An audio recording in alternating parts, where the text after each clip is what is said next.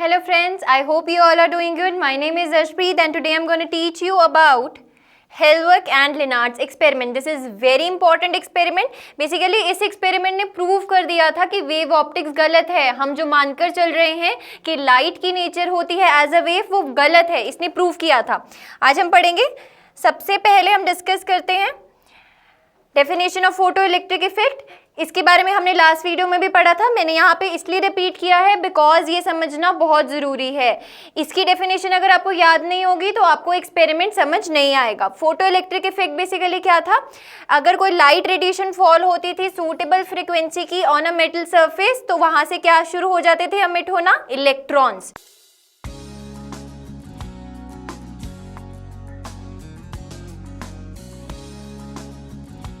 यहाँ से electrons emit होना स्टार्ट हो जाते थे एंड इन इलेक्ट्रॉन्स की वजह से जो करंट आता था उसको हम बोलते थे photo electric current. It was named as photo electric current. So moving forward to the experiment. देखिए, Hellwerk and Lenard's experiment, they made detailed study of photo electric effect. किस किस ईयर में? From 1886 to 1902. Right? According to this experiment, wave theory was not able to explain photoelectric effect. हम जो मानकर चल रहे थे after Young's double slit experiment की लाइट की नेचर होती है एज अ वेव, क्योंकि हमने उसी से समझा था अबाउट इंटरफेरेंस पैटर्न्स. इस एक्सपेरिमेंट के बाद, कौन से? हेलवर्क एंड लेनार्ड एक्सपेरिमेंट के बाद ये प्रूफ हो गया था दैट वेव नेचर एक्सप्लेन नहीं कर पा रही है किसको? फोटो इलेक्ट्रिक इफेक्ट को. तो बहुत सारी कंफ्यूजन्स क्रिएट हो गई कि बेसिकली हमारे पास लाइट की नेचर कैसी है. इट इज अ मैटर और अ रेडिएशन.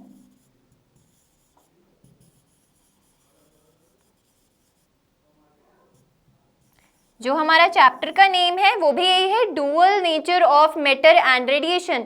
इसमें हम यही स्टडी करने वाले हैं कि जो बेसिकली नेचर है हमारे पास लाइट की वो कैसी है.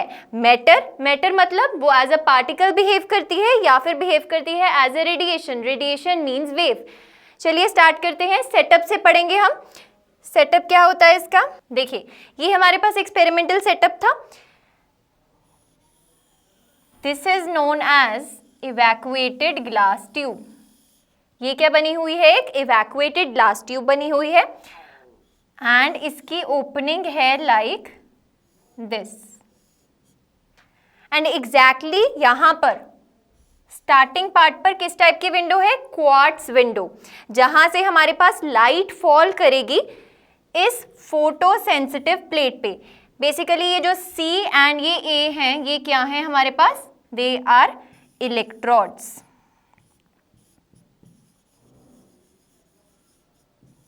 This is cathode and this is anode. Right? And यहां पर एक लगा हुआ है कॉम्यूटेटर और you can say it is a rotary switch. And आगे लगा हुआ है एक volt meter. This is ammeter. V stands for volt metre.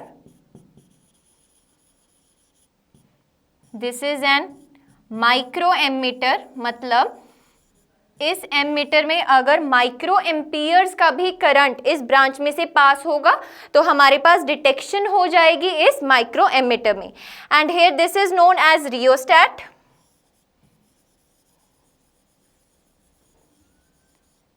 And सबसे नीचे लगाया गया है एक बैटरी.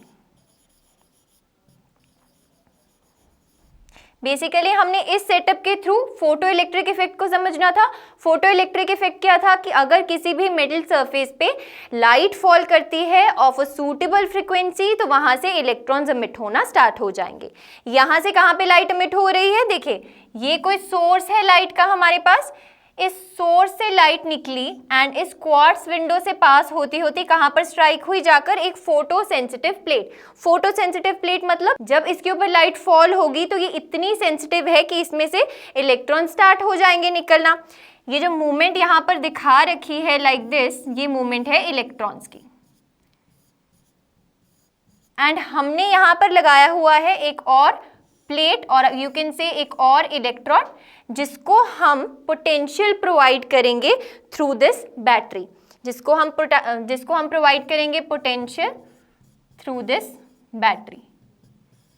ये पोटेंशियल हमें पॉजिटिव अप्लाई करनी है, नेगेटिव अप्लाई करनी है, वो हम चेंज कर सकते हैं यूजिंग दिस कॉम्यूटेटर। इसके कनेक्शंस को रिवर्स कर दीजिए, यहाँ पर भी कनेक्शंस क्या हो जाएंगे, रिवर्स हो जाएंगे।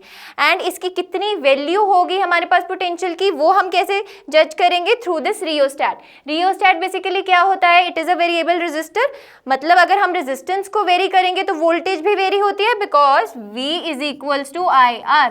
ये हमने ओम्स लॉ पढ़ा हुआ है, V is directly proportional to R। मतलब अगर रेजिस्टेंस बदलेगी तो वोल्टेज भी बदलेगी। तो ये सारा सेटअप है हमारे पास एक्सपेरिमेंट का। अब इसको देखते हैं। देखिए, it consists of 2 zinc plate electrodes placed on the opposite ends of evacuated glass tube. हमने अभी देखा था कंस्ट्रक्शन में, बेसिकली जो हमारे पास C एंड A थे वो क्या थे, जिंक प्लेट्स थे, राइट। आगे था कि a small quartz window eliminate one of the electrodes that is made up of cathode.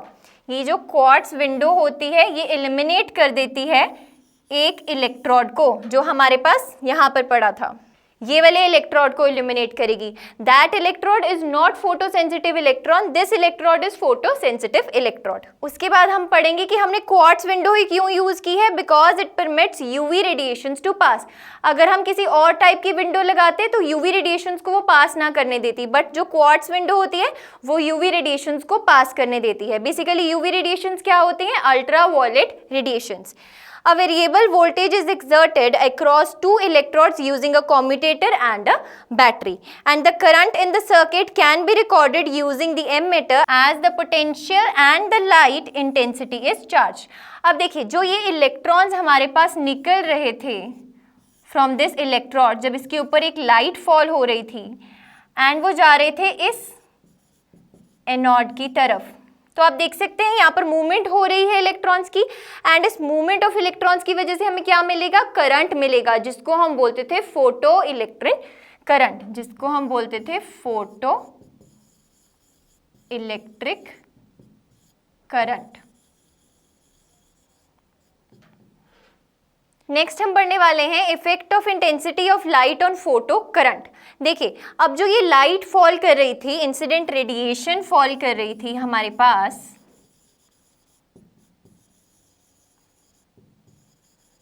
Suppose अगर हम कंसिडर करें कि हमारे पास ग्रीन लाइट फॉल कर रही है। कौन सी लाइट फॉल कर रही है, ग्रीन लाइट फॉल कर रही है, ऐसे एजम्पशन ले रहे हैं समझाने के लिए। एंड इसकी इंटेंसिटी इनिशियली मैंने ली है कुछ 50 वॉट। जब इतनी इंटेंसिटी की लाइट फॉल करेगी हमारे पास इलेक्ट्रोड पे, तो क्या होगा, देखिए, the photo electric current is directly proportional to the intensity of light falling on the electrode. अब यहाँ पर इस डायग्राम में देखेंगे हम, this X axis basically represents the collector plate potential. Collector plate potential कहाँ पे है, जहाँ पर हमारे सारे इलेक्ट्रॉन्स जाकर कलेक्ट होंगे, जहाँ पर ये इलेक्ट्रॉन्स मूवमेंट करके पहुँच रहे थे इस प्लेट पे, this is known as collector plate potential. यहाँ पर जो पोटेंशियल प्रोवाइड की गई है बैटरी के थ्रू, उसको हम बोलते हैं VC, that is collector plate potential, right. Y axis पर प्लॉट किया गया है किसको, फोटो इलेक्ट्रिक करंट को, जो करंट हमें मिल रहा है फ्रॉम द फोटो इलेक्ट्रॉन्स जो अमिट हो रहे हैं when a suitable frequency light is falling on the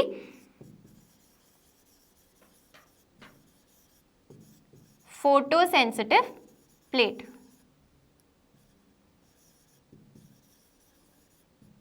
right, तो हमने क्या ऑब्जर्व किया कि जब कलेक्टर पोटेंशियल जीरो था, जब कलेक्टर पोटेंशियल क्या था, जीरो था, उस टाइम पर हम I1 कर्व की बात करें तो आप देख सकते हैं कि हमारे पास इतनी करंट की वैल्यू आ रही है। इलेक्ट्रॉन्स की जो नेचर होती है वो नेगेटिवली चार्ज होती है, राइट, नेगेटिव में होता है उनका चार्ज। तो जब हमने सामने वाली प्लेट, कलेक्टर प्लेट के ऊपर जीरो पोटेंशियल दे रखा है, उस टाइम पर भी इलेक्ट्रॉन्स मूव करके जा रहे हैं, एंड उन इलेक्ट्रॉन्स की मूवमेंट की वजह से जो करंट प्रोड्यूस हो रहा है उसका अमाउंट है इतना, दैट इज जीरो से लेके सपोज हम बात कर लेते हैं इट इज 2 एम्पियर्स। और 2 माइक्रो एम्पियर्स ले लीजिए, बिकॉज जो एमिटर कनेक्ट किया था हमने सर्किट में that was a micro emitter.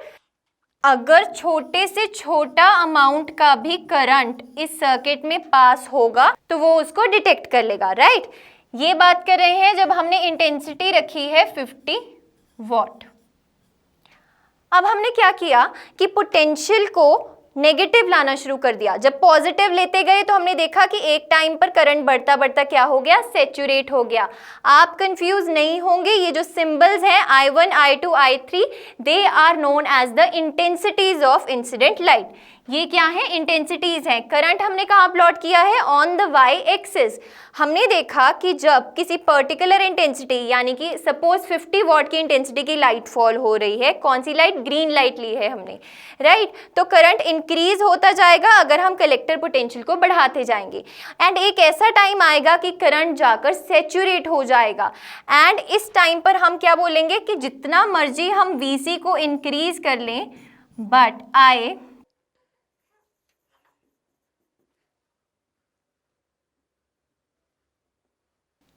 But जो करंट की वैल्यू है वो इंक्रीज नहीं होगी। क्यों, बिकॉज करंट की जो वैल्यू है वो क्या हो जाएगी, सैचुरेट हो जाएगी।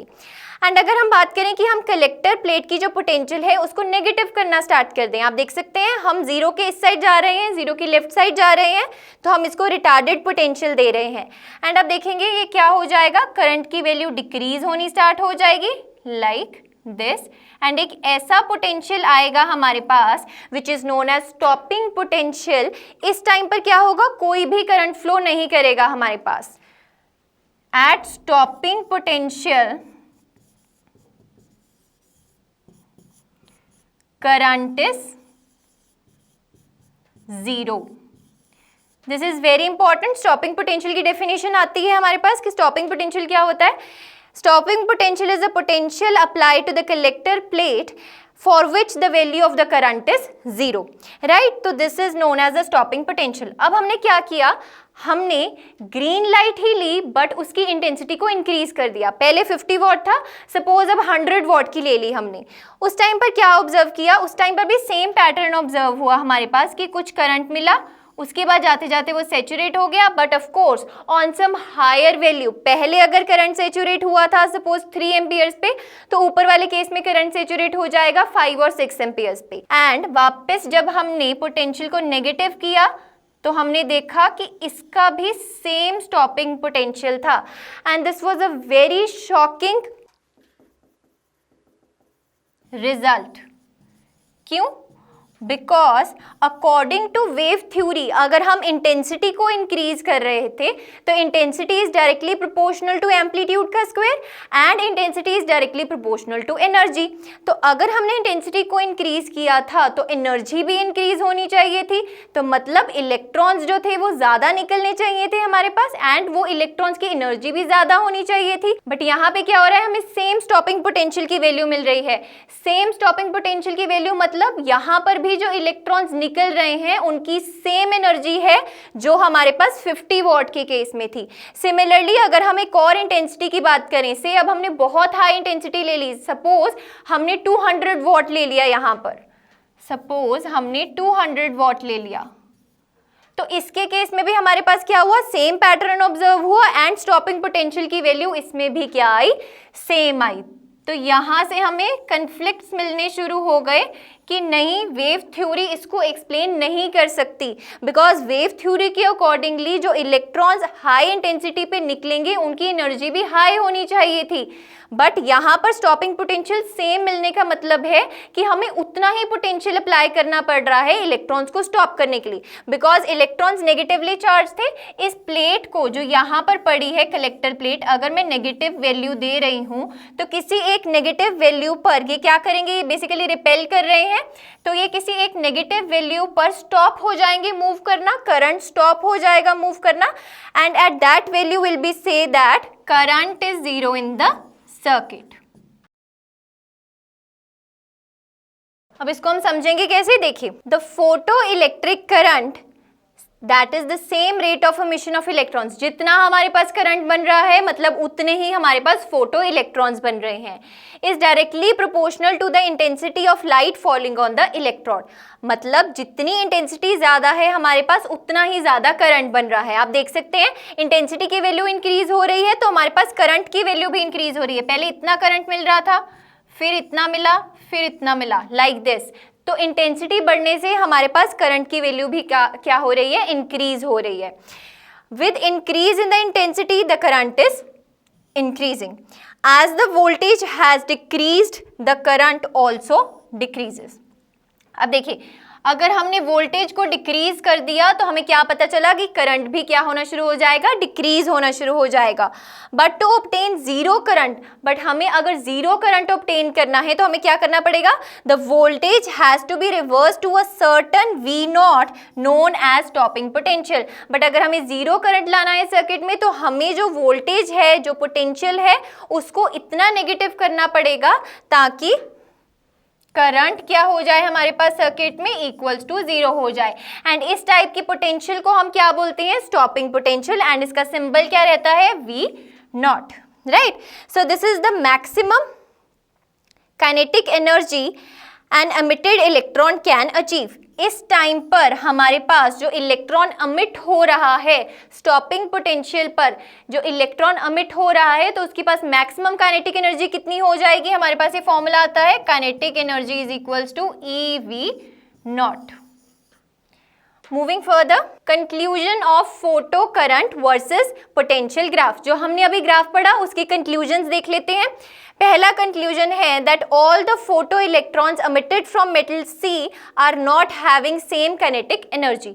जितने भी हमारे पास फोटो इलेक्ट्रॉन्स अमिट हो रहे थे सी प्लेट से, उन सबकी काइनेटिक एनर्जी सेम नहीं है, राइट। सेकेंड हमारे पास कंक्लूजन था, for the radiation of a given frequency and material of plate C, the value of stopping potential is independent of the intensity of the incident radiation। इसका क्या मतलब है, देखिए कि जब रेडिएशन फॉल कर रही है किसी पर्टिकुलर गिवन फ्रीक्वेंसी की एंड कोई पर्टिकुलर मटेरियल है जिसका प्लेट सी बना हुआ है, उस टाइम पर जो स्टॉपिंग पोटेंशियल है V not, it is independent of that intensity. आप देख सकते थे जब हमने तीनों इंटेंसिटीज पर ग्राफ प्लॉट किया था, I1, I2, I3, यानी कि हमने इंटेंसिटीज ली थी 50 वॉट, 100 वॉट एंड 200 वॉट। तो उन तीनों के केस में हमारे पास जो V नॉट की वैल्यू थी, स्टॉपिंग पोटेंशियल की वैल्यू थी, वो चेंज नहीं हुई थी। तो यहाँ से हमें क्या पता चला बेसिकली कि जो इंटेंसिटी है उस पे डिपेंड नहीं करता stopping potential. Moving further, next we are going to discuss the effect of frequency of incident radiation on stopping potential. अब हमने क्या किया है, अब हमने इंटेंसिटी को सेम रखा है बट जो फ्रीक्वेंसी है उसको हम कर रहे हैं change. What we are doing is कि हमने इंटेंसिटी को सेम रखा है। पहले जो हम इंटेंसिटी चेंज कर रहे थे 50 watt to 100 watt to 200 watt, अब हमने उस इंटेंसिटी को सेम रख के फ्रीक्वेंसी को चेंज किया है। फ्रीक्वेंसी को चेंज करने का मतलब, जैसे पहले मैंने सिर्फ ग्रीन लाइट की बात की थी, अब सपोज हम 3 फ्रीक्वेंसीज की बात करते हैं। विबग्योर में से कोई भी 3 लाइट्स ले लीजिए, रेड ले लीजिए, ग्रीन ले लीजिए, ब्लू ले लीजिए। तो आपको पता है according to VIBGYOR pattern violet की जो फ्रीक्वेंसी होती है हमारे पास वो मैक्सिमम होती है एंड जो रेड की फ्रीक्वेंसी होती है हमारे पास वो मिनिमम होती है। अब हम 3 फ्रीक्वेंसीज की बात कर रहे हैं। V3 is greater than, basically ये सिंबल रहता है ऐसे, μ3 is greater than μ2 and μ2 is greater than μ1। तो हम μ3 को क्या ले लेते हैं, सपोज ये वॉयलेट लाइट है, this is blue light and this is red light.